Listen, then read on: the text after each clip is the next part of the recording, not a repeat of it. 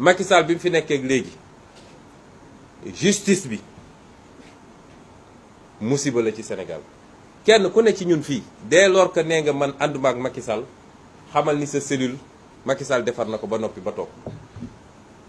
Macky Sall bi mu fi nekkee léegi keroog bi ñuy def décompte bi te dinañ ko publier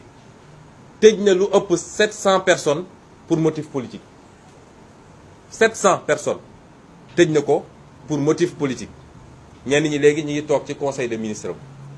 parce que moyen de chantage da koy def ci nit ñi moom jàpp na ni faw rek nit ñi ànd ak moom ku àndul ak moom mu ne la dinaa la pexeel bi mu fi toogee ba léegi lu ëpp 700 personnes téye na leen ci motif politique te dinañ leen génneel liste bi yëpp ak seeni tur sant ñii xam ngeen leen siiw nañu ñii peut-être siiwuñu lépp Macky Sall moo leen téye ñii activiste lañu ñii acteur politique lañu ñii société civile la ñii syndicaliste lañu ñii ay chroniqueur lañu kenn xamul ñaata nit la Macky Sall téye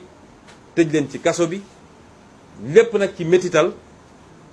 léegi rek maa ngi gis information xaw ma ndax dëgg la am déet ni Cheikh Bara Dolly fi mu ne nii paquetage dañu ko yóbbu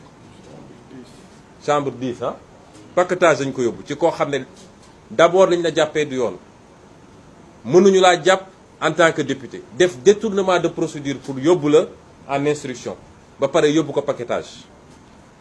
loolu yëpp lu mu ci jublu mooy métital toroxal nooy def rek ba nit ki souffrir moo tax gis nga yéene néeg la àdduna commencé gul bay jeex dinañu gis ci kanam bu soobee yàlla